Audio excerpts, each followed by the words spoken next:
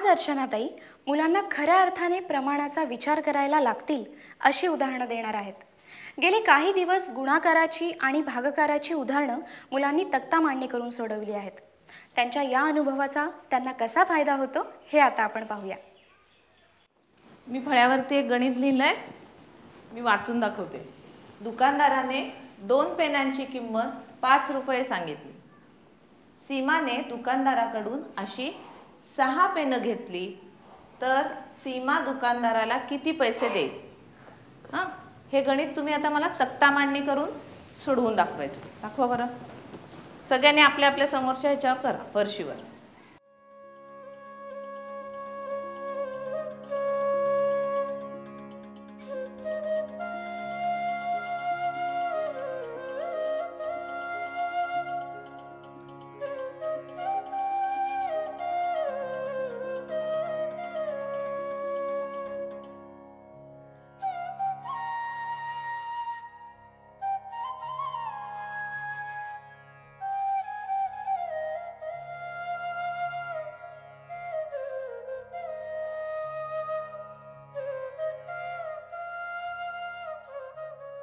झालं सगळ्यांचं सोडवून?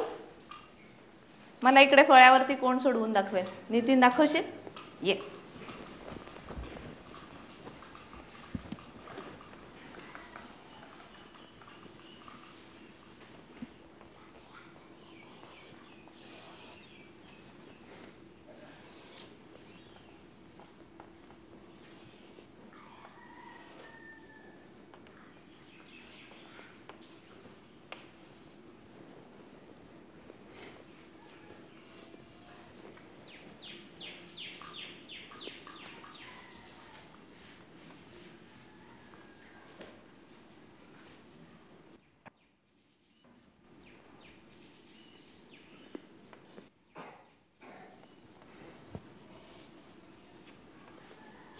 झालं?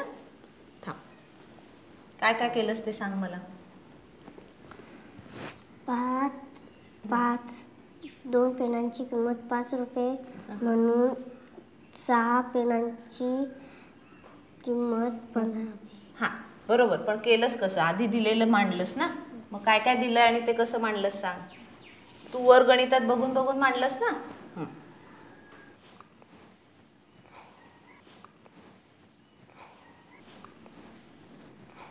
हे तुला दिलेलं आहे ना सगळं? हां, मग हे उत्तर कसं काढलंस ते सांग आता मला। बरोबर आहे, पण सांगशील कसं काढलं? 2 पेनांची किंमत 5 रुपये आहेत म्हणून याच्यातले 2 पेनांची किंमत 5, दुसऱ्या 2 पेनांची किंमत 5 आणि तिसऱ्या 2 पेनांची 5 किंमत म्हणजे 15 उत्तर। अच्छा, बरं, बरोबर आहे। पण आता इकडे बघून आपल्या पट्टीच्या ह्याच्यात सांगता येईल का रे? बघ बरं।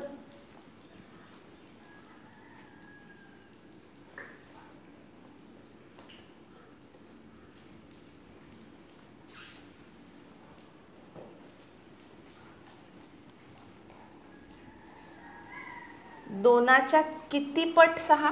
2च्या 3 पट 6। हां, बघा बरं। बे के बे, बे दुने 4, बे त्रे किती आले? 6। हो ना, म्हणजे दोनाच्या किती पट 6? 3 पट। 3 पट 6। मग पुढं सांग नितीन, आता काय झालं सांग? दोनाच्या 3 पट 6